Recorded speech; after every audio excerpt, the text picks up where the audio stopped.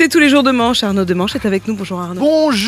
Bonjour à tous, bonjour à nos auditeurs qui sont peut-être inquiets à l'idée de devoir garder les gosses à la maison à cause de la grève de demain. Oh, je vois dans votre regard, Apolline, que vous aurez besoin de double courage. journée demain. Attention, ils ne sont que 4, selon la police, 13 selon votre ressenti. Enfin, les gens sont inquiets, quoi.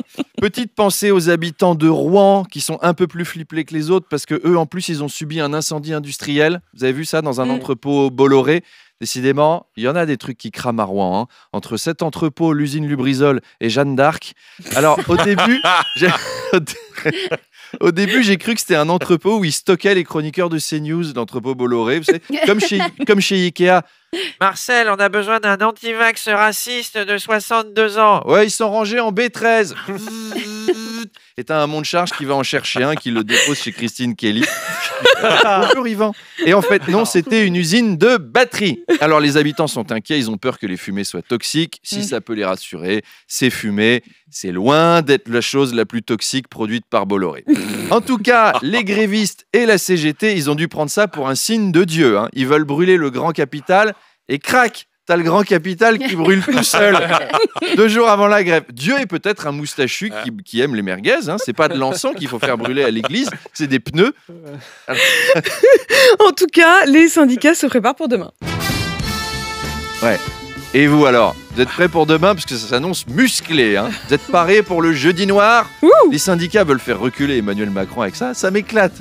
Un jeudi noir musclé. Macron, il va surtout vouloir lui caresser le torse et lui ébouriffer les cheveux. C'est pas la méthode pour faire reculer le président.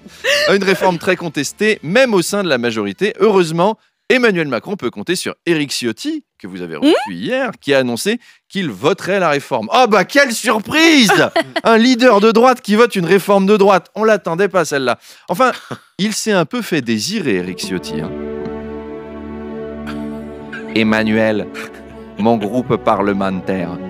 Tu l'aimes, mon groupe parlementaire? Oh oui, Eric, je ferai tout pour lui plaire.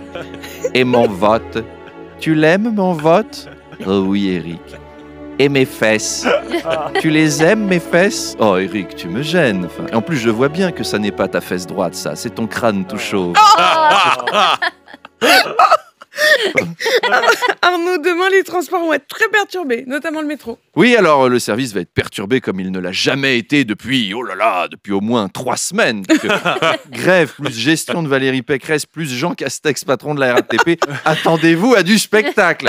Il n'y a pas que des mauvaises nouvelles dans le métro. Je ne sais pas si vous avez vu passer ça, mais la ligne 6 va être modernisée. Mais alors attention, ce sera avec d'anciennes rames de la ligne 4.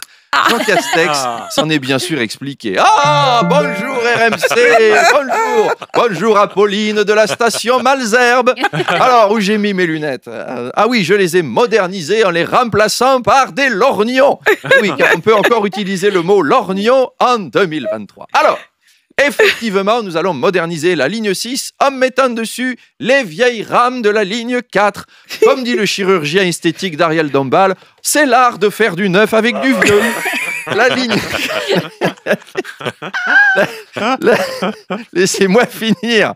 La ligne 4, elle, sera modernisée, elle aussi, avec des locomotives qui marcheront au charbon entre 14h et 22h et à la vapeur entre 8h et 11h. Sur la ligne 11, les métros seront modernisés en étant poussés sur les voies par des prisonniers et sur l'ensemble du réseau, nous remplacerons les accordéonistes vieillissants par des bouffons tout neufs que j'aurai personnellement formés. Pour vous repérer, un service Internet sera remplacé par un 3615 Minitel pour que la modernité soit enfin accessible à papy et mamie. Allez, en route avec la RATP pour le 21e siècle. Alors, on parlait de la baisse de la natalité en France dans votre époustouflante chronique de 7h20. N'est-ce pas? Tout le monde devrait la réécouter d'ailleurs en podcast, bien sûr. Aussi. Au passage, fait étonnant, la population chinoise aussi a baissé pour la première fois en 60 ans. Oui, et alors évidemment, dans les cercles économiques, forcément, on s'inquiète. S'il y a de moins en moins d'enfants en Chine, qui va fabriquer les prochains iPhones? On risque une pénurie de PlayStation, d'ordinateurs, etc. Les autorités chinoises sont très inquiètes. Vous avez vu la lettre de l'ambassadeur de Chine? Non, elle est tombée là, juste l'AFP qui vient de la... Je l'ai. Ah bah super. Bonjour RMC. La Chine est confrontée à un gros problème de natalité. Aussi, auriez-vous la gentillesse de nous prêter pendant 1 an ou 2 votre charlemanien? Juste le temps qui redresse la barre. Le terme est bien choisi, je trouve.